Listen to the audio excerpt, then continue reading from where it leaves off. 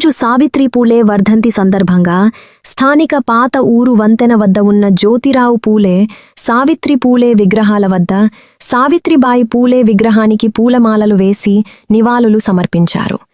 ఈ సందర్భంగా వావిలాల్ సరళదేవి మాట్లాడుతూ, బడుగు బలహీన వర్గాలు వెనకబడిన వారికి, నిమ్మజాతుల వారికి, ముఖ్యంగా మహిళల జీవితాల్లో చదువు అనే వెలుగును నింపిన ఆశా జ్యోతి అని, ఈనాడు ప్రతి ఆడపిల్ల చదువుకుని ఉన్నారంటే ఆనాడు ఆ తల్లి మనకు చదువు అనే ఆయుధాన్ని అందించిన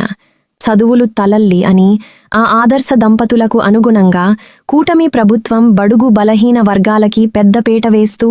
అనేక పథకాలతో ముందుకు సాగుతుందని తెలియజేశారు. ఈ కార్యక్రమంలో వావిలాల సరళాదేవి, సావిత్రిబాయి పూలే అభిమానులు పాల్గొన్నారు. ఆ రోజుల్లో భర్త సహకారంతో ఆవిడ చదువుకుని, మహిళ చదువుకుంటేనే దేశం బాగుంటుంది, ఆర్థికంగా అభివృద్ధి గాని. మహాత్మా జ్యోతిరావు పులే గారు భార్యకి చదువు నేర్పించి ప్రతి మహిళకి చదువు ఉండాలని ఆ రోజుల్లో ఆమెను బయటికి పంపించడం, ఆ మహిళలకి ఇంటింటికి వెళ్లి చదువు చెప్పే నేపథ్యంలో ఆవిడ పట్టే ఇబ్బందులు, కష్టాలు మరి మనందరికీ తెలిసినవే. ఆమెని రాళ్లతో కొట్టడం, పేడనీళ్ళు దిమ్మడం,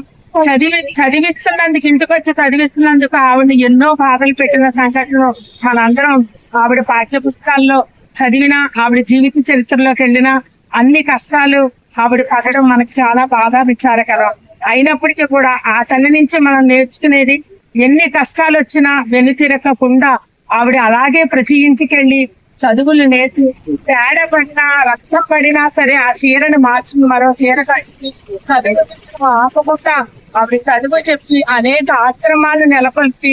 బడుగు బలహీన వర్గాలే కాకుండా మరి అగ్రవర్ణాలు ఉన్న మహిళలకు కూడా ఆశ్రమం ఇచ్చి ప్రతి మహిళలను చదువు అనే వెలుగును నింపిన మహాజ్యోతి ఆ తల్లి. అటువంటి తల్లికి ఈవేళ ఇలా ఈ వర్ధంతి సందర్భంగా నివాళులు అర్పించడం సంతోషమని తెలియజేసుకుంటూ, ఆ మహనీయురాలు అడుగు జాడల్లో